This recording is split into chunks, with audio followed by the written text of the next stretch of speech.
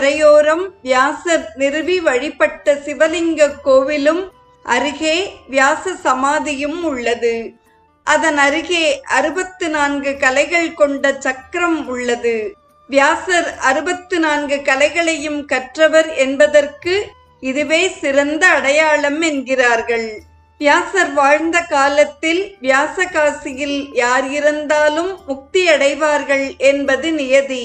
அதனால் கங்கைக்கு மேற்கு புறம் எழுந்தருளியுள்ள விஸ்வநாதர் அன்னபூரணி உறைந்த இடத்தில் மக்கள் வருவது குறைந்தது. இதென்ன வேடிக்கை என விஸ்வநாதர் நினைத்தார்.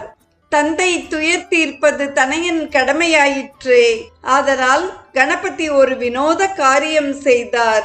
ஒரு சிறுவன் வடிவாக வந்து வியாசரிடம், இங்கு இறந்தால் முக்தியா, அது நிச்சயமா என்று கேட்க, வியாசரும் நிச்சயம் என்றார். முக்தி என்றால் என்ன என்று சிறுவன் வினவ, மறுபிறவி கிடையாது என்று வியாசர் கூறினார்.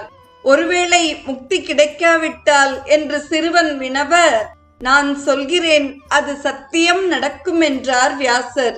சந்தோஷம், முக்தி கிடைக்காவிட்டால் என சிறுவன் மறுபடியும் கேட்க, வியாசர் கையை ஓங்கிக் கொண்டு கோபத்துடன் கழுதையாக பிறப்பான் என்றார். அதற்கு அச்சிறுவன், நீங்கள் சொன்னது சத்தியமே என்று விநாயகராக தரிசனம் தந்தார். ஆகா, நாம் கோபத்தின் வசப்பட்டு விட்டோமே என்று வருந்தி பாரதம் எழுதிய கணபதியை வியாசர் பணிந்தார். வியாச காசிக்கு எவரும் வரமாட்டார்கள். சிவன் தரிசனம் தந்தார். ஆத்திரப்படக்கூடாது, நிதானத்தை கடைபிடிக்க வேண்டும். இதை உணர்த்துவதற்கே இந்த நாடகம் என்றார். கவலை வேண்டாம்.